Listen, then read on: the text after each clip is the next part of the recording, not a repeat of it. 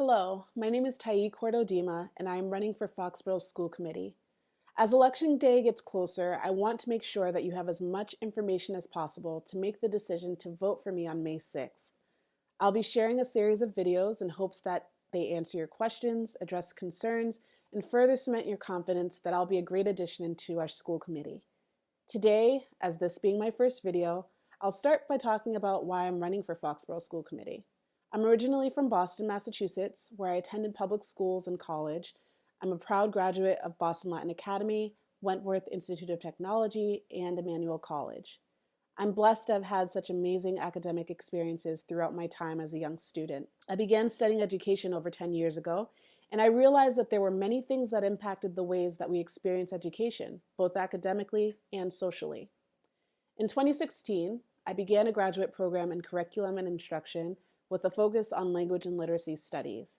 My program was one of the top 10 in the country, so it was competitive, rigorous, and research and publication were held to very high standards. I was fortunate to enroll in a program that valued the research of how sociocultural factors impacted education experiences. Throughout my studies and career, I paid attention to the social factors that influence our schools and ultimately our students. These factors included race, socioeconomic status, gender, class, sexuality, religion, and ability, all of which can be connected to a form of privilege. In fact, my study of race and gender, particularly that of Black women, led me to create an online writing platform for Black women called Feminesse.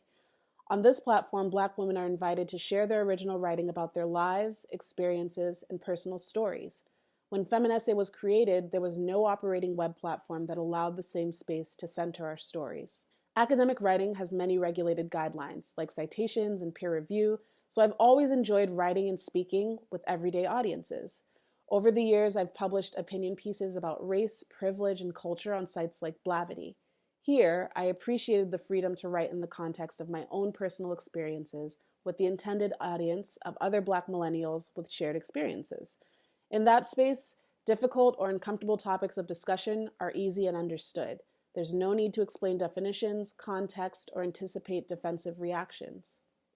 Having written and presented about race, culture, privilege, and education for different audiences, from scholars at academic conferences to everyday people from different demographics, I've gained the invaluable skill of effective communication between different levels of stakeholders with regard to cultural competence, levels of engagement, and differences in perspective. I've shared my personal experiences as a Black woman who has been educated in predominantly white spaces and the different things that I've noticed. I have privilege in many ways. I acknowledge that. When I'm in positions of privilege, I have to make the choice to use that power that comes with that privilege to help myself and others like me, or to help myself and others who lack the same access. I know that these topics can be uncomfortable for many to discuss, but I encourage us all to engage in civil conversation around uncomfortable topics. They impact our schools. They impact the ways that our kids experience their education. And while the goal is that every single student has the same chance at success, which means different things to different people, we cannot give our kids a fair chance unless we are willing to acknowledge and actively work against the things that create inequities. Acknowledging that things like race and privilege impact our kids' experiences in schools is not a bad thing. In fact, it actually helps us hold each other accountable to make sure that we're meeting the goals of the pillars in our strategic plan, the Student Plan for Success, which the existing school committee currently operates under. I'm running for school committee because I have been doing the work of naming inequities when I see them, asking the right questions of those who have the power to create change, and working alongside students, families, teachers, and education leadership on the path to minimize the factors that they didn't create, but that they know can be obstacles to fairness in our schools. I want to ensure that every student has the opportunities, access, and safety to pursue educational success so that while they're in our public schools and once they graduate and enter the real world, they're fully aware of the power that they have to continue to positively impact the world.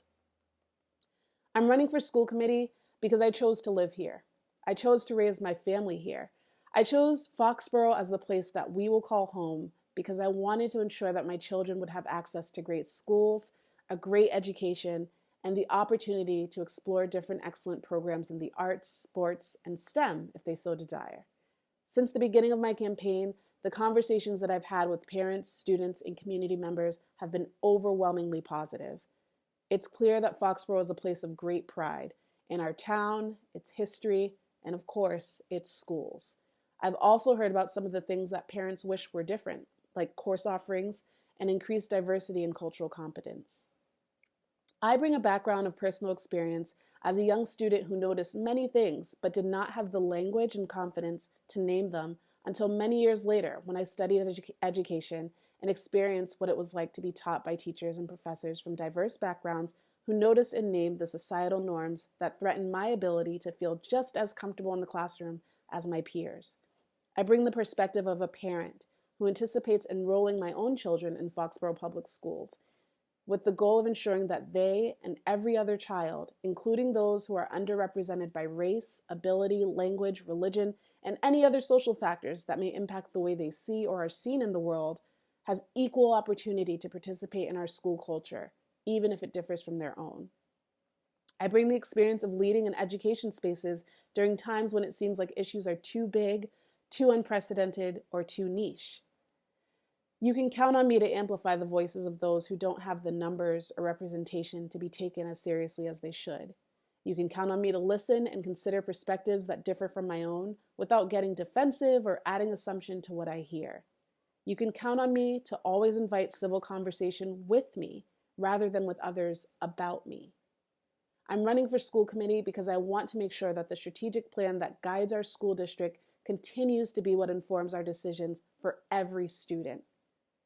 I invite you to join me, holding signs on the Common every Saturday until Election Day from 9 a.m. to 12 p.m. I'll also be hosting a meet and greet at Conrad's Restaurant on April 24th from 6 to 8 p.m. I welcome your questions, and I appreciate the chance to talk with as many people as possible over the next few weeks. It's my privilege to live here, to have your support, and I hope that I earn your vote on May 6th. Thank you.